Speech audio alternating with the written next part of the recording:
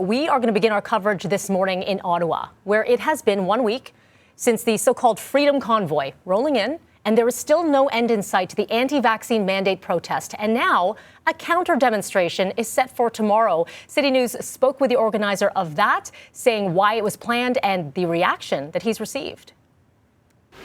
Municipal government, the police force, have both failed us. The federal government has taken no action, and I don't even know what Doug Ford is doing. The people of Ottawa are absolutely supportive, so thank you for that. However, at the same time, I have received death threats. I have received slurs. Now, this counter-demonstration will be at Ottawa City Hall tomorrow at 2 p.m. Eastern. The location chosen away from the occupation currently on Parliament Hill because of safety concerns. We don't know what it could look like, but turnout potentially in the thousands. The blaring horns that you hear, the traffic gridlock from the convoy, that's been a nightmare for so many people living and working in the area. So for more on this entire situation that our nation's capital is faced with, I am joined live with Ottawa's Mayor, Jim Watson. Good morning to you, Mayor. Good morning, Mel.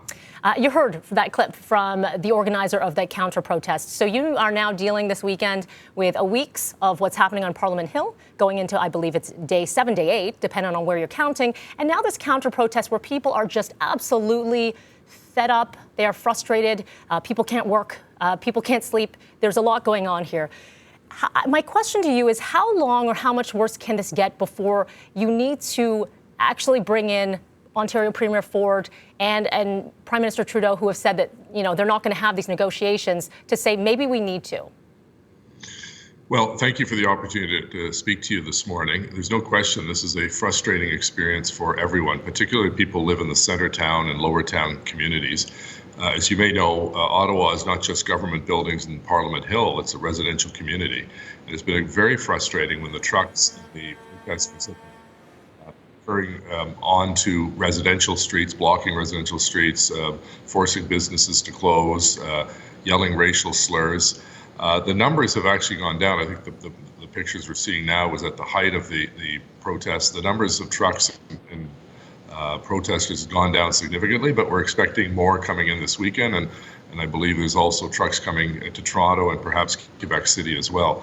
So it's a frustrating experience. People's nerves are frayed.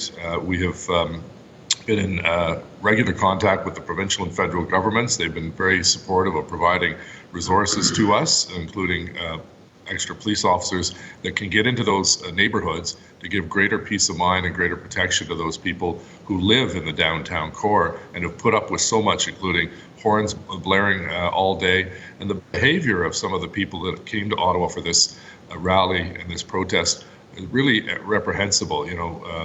Putting placards against vaccines on the Terry Fox statue, urinating at the cenotaph, dancing on the tomb of the unknown soldier, stealing from meals from a soup kitchen in Lower Town.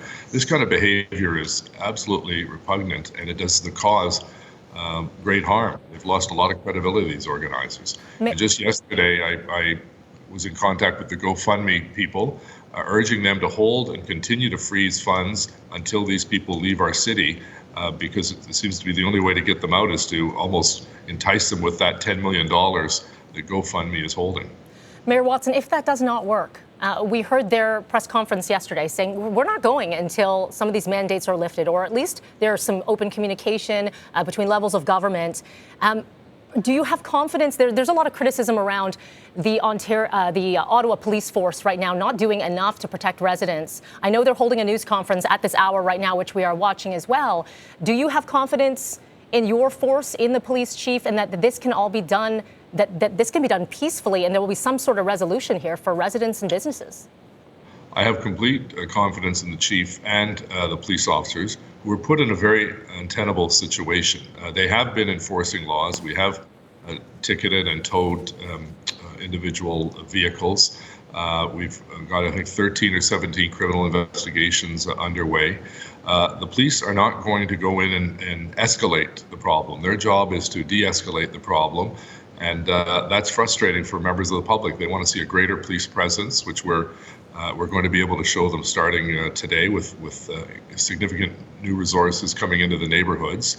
So we have that presence. We have that peace of mind that the residents have someone looking out for their interests.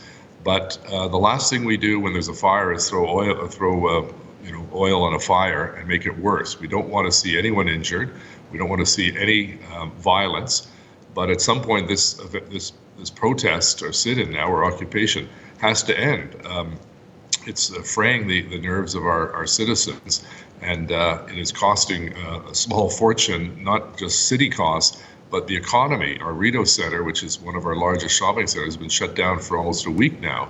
Small businesses are afraid to open in the area in and around Parliament Hill because of the bullying tactics by some of these protesters. So Mayor Watson, apologies for interrupting, but I guess the question is, so how do you see this ending? When do you see this ending, and how do you see it ending? Well, ideally, I see it ending peacefully, where they all pack up and leave and go back to their own provincial capitals, understanding that the bulk of the mandates are not federally regulated, they're provincially mandated. So it's a bit bizarre they're coming and protesting in Parliament Hill. They should go back to their own communities, talk to their local MPs and MPPs, and allow us to rebuild our city, because we're still in the midst of, as you know, a pandemic, and our small business community and our residents were hard hit by that.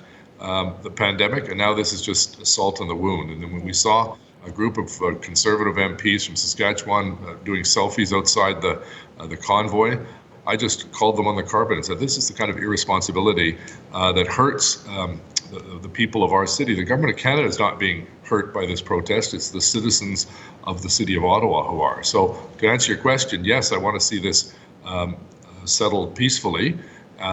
When that happens, it should have happened probably a week ago, but we have to rely on the police. Politicians can't direct the police. It's against the law to use their best judgment and the intelligence they receive almost on an hourly basis to get this protest ended once and for all and allow our people some peace of mind. Mayor Watson, before we let you go, we have run short on time, but you mentioned, of course, a lot of these are provincial mandates. Coming to Toronto, expected at the legislature, a number of truckers and those joining the protest are expected to converge on Queen's Park.